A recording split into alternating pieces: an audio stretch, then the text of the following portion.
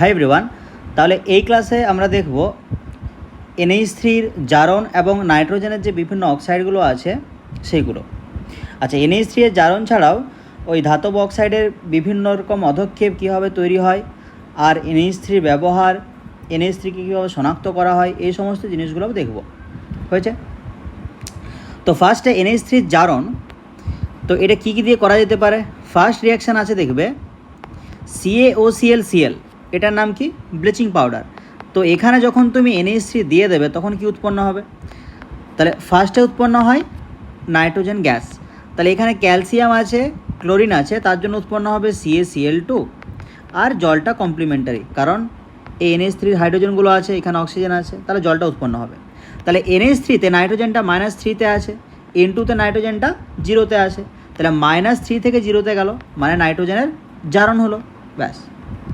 Second reaction দেখবে লেখা আছে NH3-র সাথে Br2-র বিক্রিয়া। তাহলে ওখানে NH3 + 3Br2, এই রিয়াকশানটা আগেও ছিল, এখান থেকে উৎপন্ন হবে নাইট্রোজেন প্লাস NH4Br, এটা আগেও ছিল।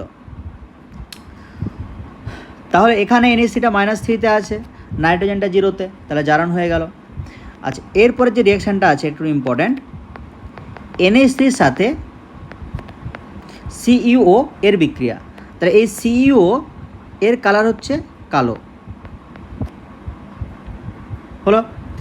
তো যখন NH3CuOর সাথে বিক্রিয়া করে, এখান থেকে উৎপন্ন হয় কপার, তার সাথে নাইট্রোজেন গ্যাস আর জল। হয়েছে? তাহলে নাইট্রোজেন জলটা দেখো উৎপন্ন হয়েছিল আগেও, এখানেও নাইট্রোজেন জল উৎপন্ন হয়েছে। উৎপন্ন হচ্ছে এক্সট্রা কি? কপার। তাহলে এখানে NH3টা -3-তে আছে, N2টা 0-তে গেছে, এই কপারটার বর্ণ কী হয়? লাল রঙের। তার NH3 জারণ হলো।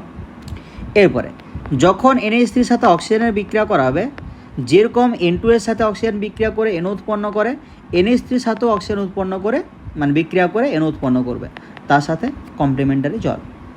নেক্সট রিয়াকশান, NH3-র সাথে NaOCl। আচ্ছা, উপর রিয়াকশানটাতে NH3-তে আছে -3-তে, NO তো আছে +2, তাহলে -3 থেকে +2, ব্যাস জারণ হলো। তাহলে NH3-র সাথে যখন NaOCl বিক্রিয়া করবে জিলেটিনের উপস্থিতিতে, তখন কি হবে? দেখো, দুটো NH3 নেবে, তাহলে দুটো NH3 থেকে দুটো হাইড্রোজেন বাদ দেবে, তাহলে কি পড়ে থাকবে? NH2। ওই দুটো NH2-কে পাশাপাশি লাগিয়ে দেবে। হয়েছে? তাহলে হাইড্রোজেন বাদ দেওয়া হয়ে গেছে। ওই হাইড্রোজেন দুটো এই অক্সিজেনের সাথে বিক্রিয়া করে জল উৎপন্ন করবে, আর এখানে সোডিয়াম আর ক্লোরিন মিলে NaCl তৈরি করবে, ব্যাস। এরপরে ধাতব হাইড্রোক্সাইডের অধক্ষেপণ বিক্রিয়া।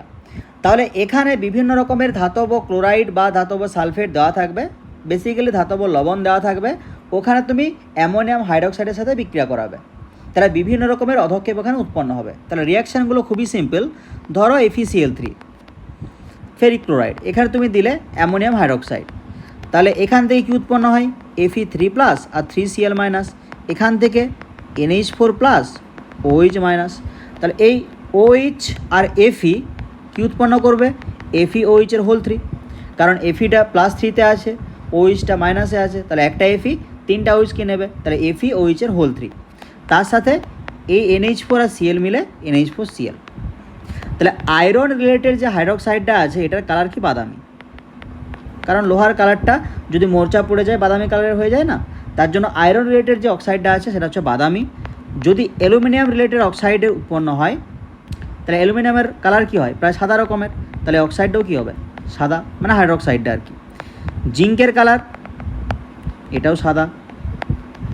ক্রোমিয়াম, তাহলে ক্রোমিয়ামের বিভিন্ন যে হাইড্রোক্সাইডগুলো আছে তাদের কালার হয় সবুজ, ক্রোমিয়াম রিলেটেড যৌগগুলো হয় সবুজ কালারের।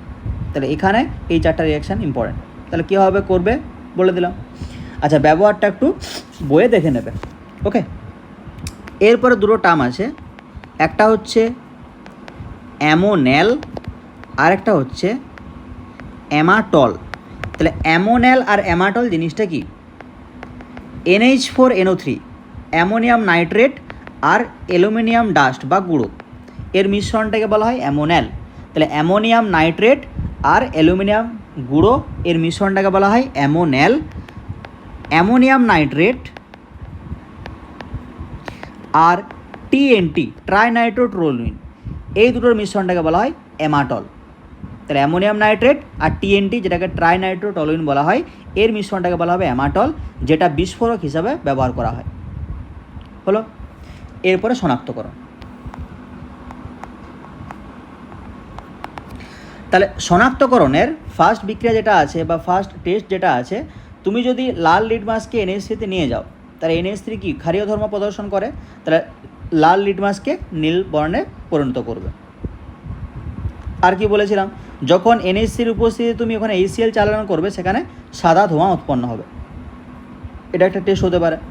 আর একটা আছে H2PtCl6, যেটার নাম ক্লোরোপ্লাটিনিক অ্যাসিড। এটা কি বর্ণের হয়? ধূসর বর্ণের হয়। হলো, ক্লোরোপ্লাটিনিক অ্যাসিড ধূসর বর্ণের হয়। এখানে যখন তুমি NH3 দেবে, এখান থেকে উৎপন্ন হবে NH4 হোল 2 PtCl6। PtCl6 কীভাবে মনে রাখবে? দেখো H2 ছিল, দুটো NH3 আছে, তাহলে ওই NH3-কে হাইড্রোজেনগুলো দিলে কি উৎপন্ন হবে? NH4+। তাহলে এই PtCl6, দেখো এটা কি হিসাবে আসে? 2H+ আর PtCl6 -2-। তাহলে এই PtCl6 2- দুটো NH4-কে নিতে পারবে, তার জন্য NH4 হোল 2 PtCl6। তো এটার নাম হচ্ছে অ্যামোনিয়াম ক্লোরোপ্লাটিনেট। এটার কালার হচ্ছে হলুদ। বোঝা গেল? এরপর একটা রিয়াকশান আছে, দেখবে মার্কিউরাস নাইট্রেট। তাহলে Hg2NO3 হোল 2, এটার কালার হচ্ছে হোয়াইট। তাহলে এই মার্কিউরাস নাইট্রেটের সাথে যখন তুমি দুটো NH3 বিক্রিয়া করাবে, কী উৎপন্ন হবে? HgNH2NO3 এর সাথে Hg, এটার কালার হয় ব্ল্যাক হয়েছে, তার সাথে NH4NO3। তো আগেরটা বেশি ইম্পর্ট্যান্ট, এই ক্লোরোপ্লাটিনিক অ্যাসিডের রিয়াকশানটা। বোঝা গেল? আচ্ছা, এরপরে নাইট্রোজেনের বিভিন্ন অক্সাইড। তাহলে আগেই পড়েছিলাম ফার্স্ট ক্লাসে যে নাইট্রোজেন অনেক রকম অক্সাইড তৈরি করে, তার মধ্যে N2O যেটাকে বলা হয় নাইট্রাস অক্সাইড, NO যেটাকে বলা হয় নাইট্রিক অক্সাইড বা নাইট্রোজেন অক্সাইড, N2O3 যেটাকে বলা হয় ডাইনাইট্রোজেন অক্সাইড, NO2 যেটাকে বলা হয় নাইট্রোজেন পারঅক্সাইড বা নাইট্রোজেন ডাইঅক্সাইড, N2O4 যেটাকে বলা হয় ডাইনাইট্রোজেন টেট্রাঅক্সাইড, N2O5 যেটাকে বলা হয় নাইট্রোজেন পেন্টঅক্সাইড। তো এখানে বিভিন্ন রকমের দেখবে প্রসেস দেওয়া আছে, যার মাধ্যমে এই নাইট্রোজেনের অক্সাইডগুলো তৈরি করা যায়। এরপরে প্রসেসগুলো থেকে খুব একটা কোশ্চেন আসে না, ঠিক আছে? তাও যদি মনে রাখতে প্রবলেম না থাকে, অবভিয়াসলি মনে রেখে দেবে, সমস্যার কিছু নেই। বাট খুব একটা কোশ্চেন জিজ্ঞেস করে না এই প্রসেসগুলো থেকে। তো N2O এটাকে লাফিং গ্যাস বলে, এটা নিশ্চয়ই জানো। তাহলে এই প্রসেসগুলো একটু দেখে নেবে, এখানে সেরকম বোঝানোর কিছু নেই আর বলারও কিছু নেই, ঠিক আছে? জাস্ট একবার পড়ে নেবে, হ্যাঁ। আচ্ছা, এরপরে এখানের যেগুলো ইম্পর্ট্যান্ট আর কি, মোটামুটি কোশ্চেন ফ্রেম হতে পারে, সেটা একটু বলে দিচ্ছি। দেখো, আচ্ছা, প্রথম যে বিক্রিয়াটা আছে NH4NO3 অ্যামোনিয়াম নাইট্রেট। তাহলে এখানে যখন তুমি হিট করবে, এখান থেকে দুটো জল বেরোবে। দেখো, চারটা হাইড্রোজেন, এখান থেকে দুটো অক্সিজেন যদি বেরিয়ে যায়, কী উৎপন্ন হবে? দুটো জল। তাহলে কি পড়ে থাকছে? দুটো নাইট্রোজেন আর একটা অক্সিজেন, N2O। বোঝা গেল?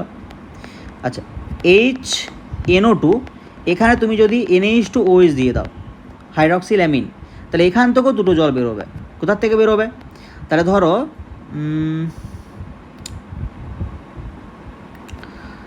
চারটা হাইড্রোজেন দরকার, তো তাহলে এখানে দুটো হাইড্রোজেন, এখানে একটা, এখানে একটা, চারটা হাইড্রোজেন পেয়ে গেছো।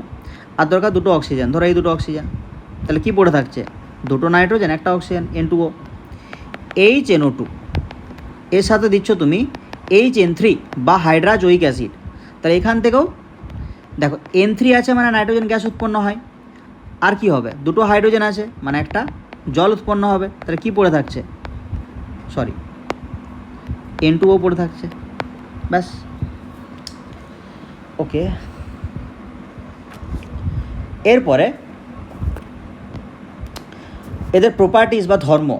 তাহলে যখন তুমি দুটো N2O-কে হিট করবে, তাহলে দুটো N2O-কে হিট করলে এখান থেকে নাইট্রোজেন গ্যাস তো শিওর পাবে। তাহলে নাইট্রোজেন গ্যাস যদি পাও, দুটো অক্সিজেন পড়ে আসে মানে একটা O2 পাচ্ছ। বোঝা গেল?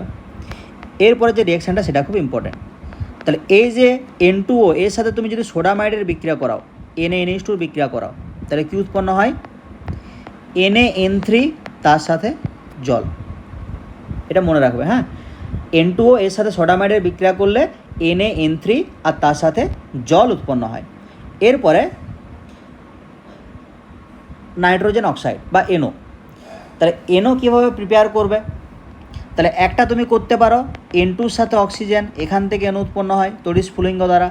আর একটা রিয়াকশান একটু আগেই বললাম, অ্যামোনিয়ার সাথে যদি অক্সিজেনের বিক্রিয়া করাও, এখান থেকেও NO উৎপন্ন হয়, কমপ্লিমেন্টারি জল হয়েছে। এই দুটো বিক্রিয়া। আর একটা বিক্রিয়া আছে, এটা ইম্পর্ট্যান্ট, তো এই বিক্রিয়াটা মনে রাখার দরকার নেই, তুমি যেমন চিনতে পারো এইভাবে একটু মনে রাখো। তাহলে 2NaNO2 সোডিয়াম নাইট্রাইট এর সাথে দিবে FeSO4 H2SO4। সোডিয়াম নাইট্রাইট এখানে দিচ্ছ FeSO4 H2SO4, কী উৎপন্ন হবে? Fe2SO4 এর হোল 3, তার সাথে NaHSO4, তার সাথে জল, তার সাথে NO। তাহলে রিয়াকশানে যেমন চিনতে পারো দেখলে, ব্যাস, মনে রাখার বা মুখস্থ করার সেরকম কিছু দরকার নেই। তাহলে সোডিয়াম নাইট্রাইট FeSO4 H2SO4 বিক্রিয়া করবে, তাহলে Fe2SO4 এর হোল 3 উৎপন্ন করবে, তার সাথে সোডিয়াম বাইসালফেট, তার সাথে জল, তার সাথে NO, ব্যাস। আচ্ছা, এরপরে যখন NOর সাথে অক্সিজেনের বিক্রিয়া করাবে, এই রিয়াকশানটা আগেও পড়েছো, তাহলে অলরেডি Na একটা অক্সিজেন আছে, যখন আরও একটা অক্সিজেন দেবে তখন অক্সিজেনটা ঢুকে যাবে, তাহলে NO2 উৎপন্ন হবে। বোঝা গেল? তাহলে এটা হচ্ছে প্রপার্টিস। তাহলে যখন NOটা অক্সিজেনের সাথে বিক্রিয়া করছে, NO2 গ্যাস উৎপন্ন করছে, এই NO2-র কালার কি? বাদামি বর্ণের, আমরা জানি এটা হয়েছে। যখন NOর সাথে Cl2 বিক্রিয়া করাবে তখন কি উৎপন্ন হবে?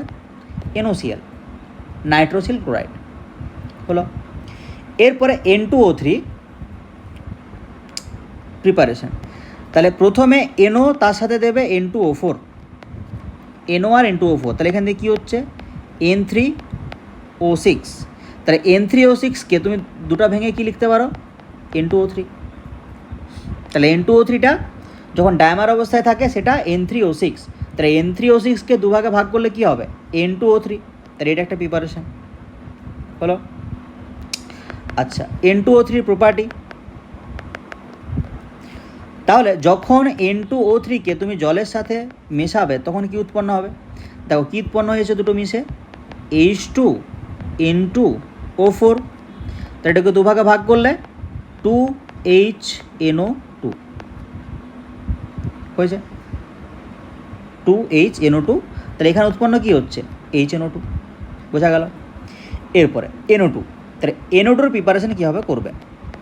তাহলে ধরো তুমি লেড নাইট্রেট নিলে একটা সল্ট, এটাকে হিট করলে, তাহলে NO3 গ্রুপ থাকলে ওখানে NO2 গ্যাস উৎপন্ন হয়। যেমন NH4 থাকলে NH3 হবেই, সেরকম NO3 থাকলে ওখানে NO2 গ্যাস হবেই। তাহলে এখানে বাকি কি থাকবে? PbO আর অক্সিজেন। বোঝা গেল?